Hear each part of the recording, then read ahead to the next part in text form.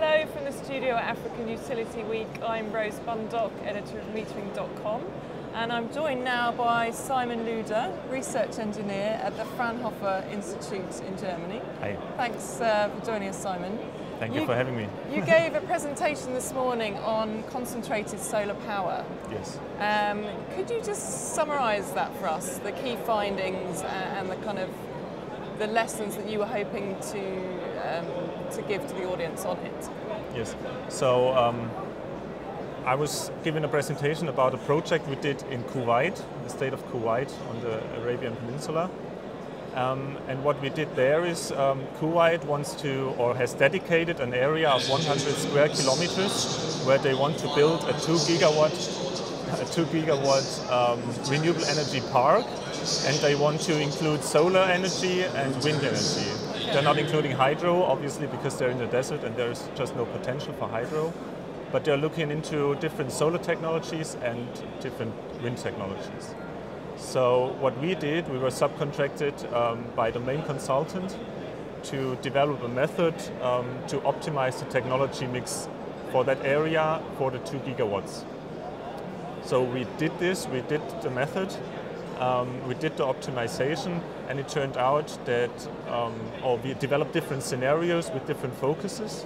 One focusing on having a high peak load shaving capability in the park, one that produces a lot of energy, just a lot of energy over a year, and the third one was to produce energy with a low cost.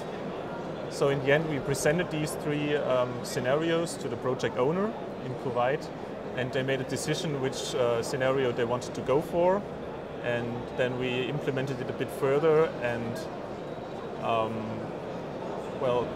presented them the shares that we want to, or we would recommend them to build, which was in the end, I hope I have the figures in my mind, around 140 megawatts of wind, around, I think, a bit more than 1200 megawatts of CSP, and the rest being PV.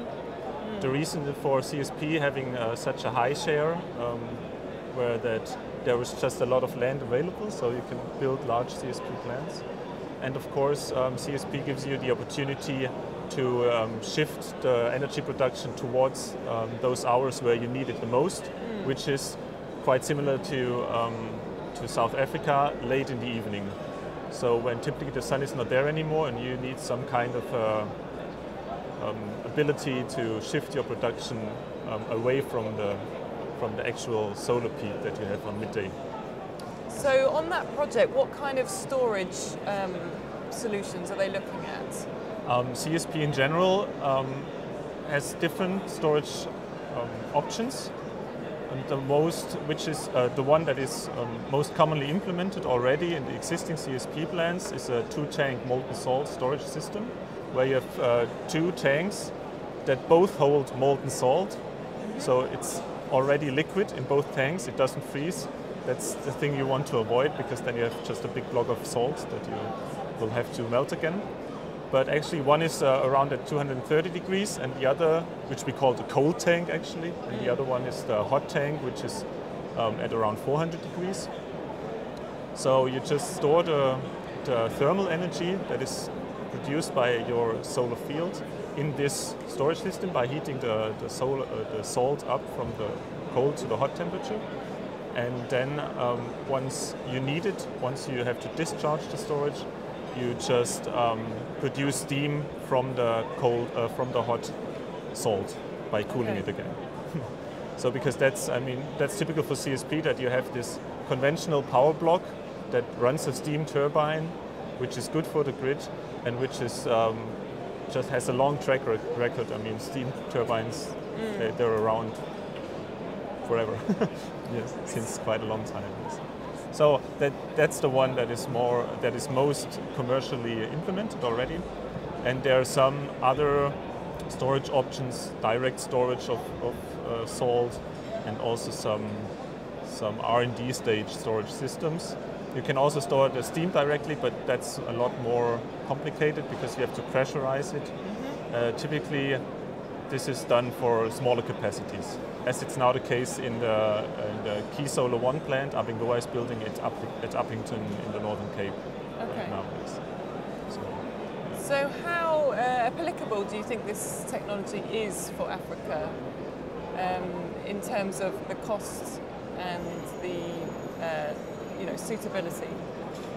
Well, as always, it depends, right? Africa is a big continent. It's probably not suitable everywhere. It could be built in general everywhere, but I mean in some regions like the Northern Cape, like South Africa, like Namibia, like the North African countries, you just have a lot more solar resource available. And there, I mean, CSP is really a good option to allow for systems being built that integrate storage.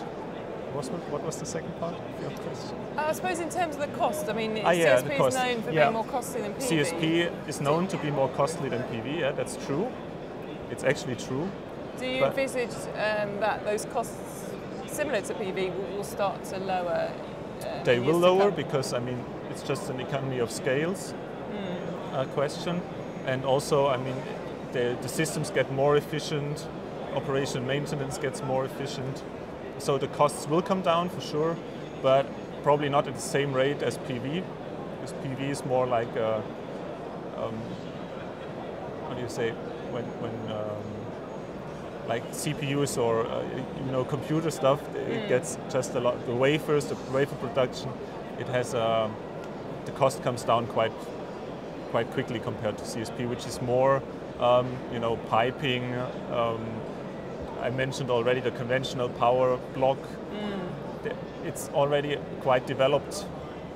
The subsystems are quite well engineered already, so there's not that much room for improvement.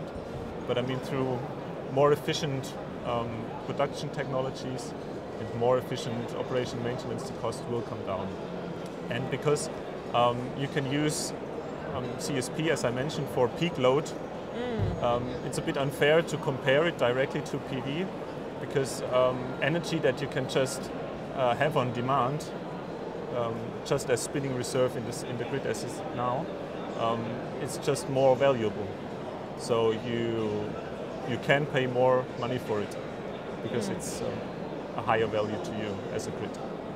So CSP's had some uptake here in Europe, in other regions. Where do you see as the sort of the next wave of CSP? Yeah, we had this wave in Spain, right? Yeah. Because there was this regulatory framework in place that encouraged the building of these 50 megawatt plants. We see steady growth in the US still. They're building power plants there, and they're building more and planning more. I think Arab countries, I mentioned Kuwait, Saudi Arabia, there's always, they have the money. So these countries are already, or they're also now trying to get away from the fossils and move towards renewables, and CSP is a good option there. And of course, South Africa, yes. Yeah. I mentioned the plants that are being built right now in the Northern Cape. There are more planned, and I think there will be a lot of development there. Yes. Okay. We're also, just to mention one more, Chile, which has the highest D&I resource in the world.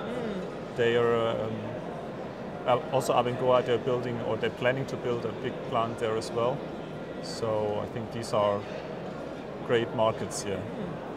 And what about for utilities that are looking at this technology and thinking, how are we going to incorporate this into our existing grid? What have been the big sort of stumbling blocks, and how are they overcoming them? I mean, they're big systems with big investment.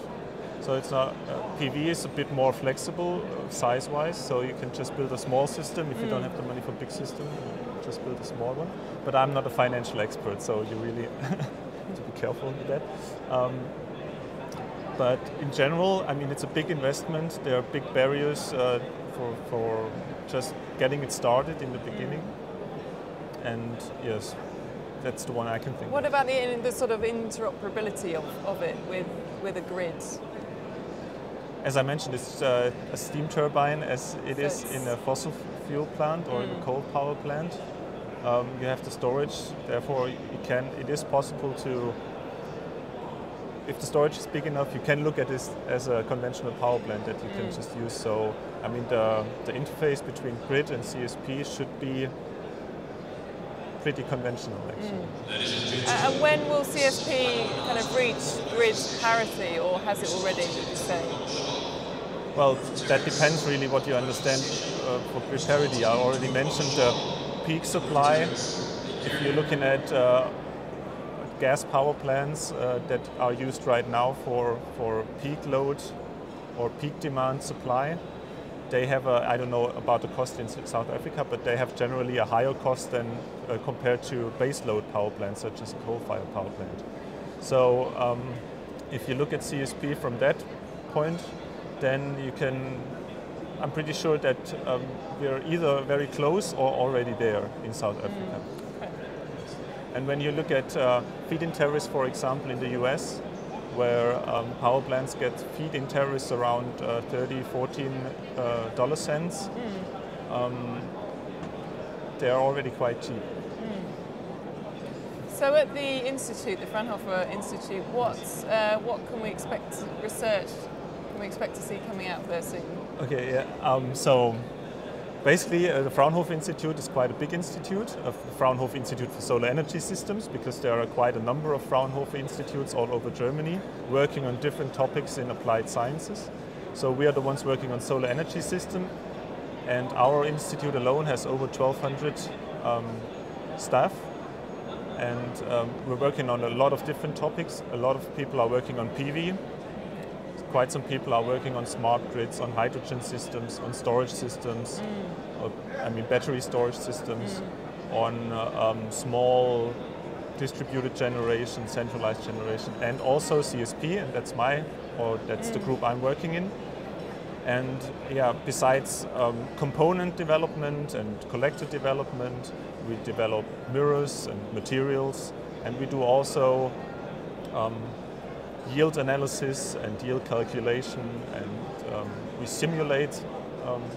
We have in-house tools at our institute that allows us to simulate both the optical side of the CSP system, meaning the mirrors and how much sun is actually captured by the mirrors and then brought onto the receiver. And we can also simulate the thermal side, so the complete power plant. Excellent. And where can people find, the findings of this research? Quite some projects that we do are for government or for the European Union. So quite some of these results that we create within these projects are published. Of course, we are publishing our results as well on conferences and in papers. Of course, we also do industry projects where we have confidentiality, so we cannot disclose everything, obviously. Apart from that, you can just give us a call. Great, well thanks for joining us, Simon, that's wonderful. Thank you. I'm Rose Bundock at African Utility Week. Thanks for watching.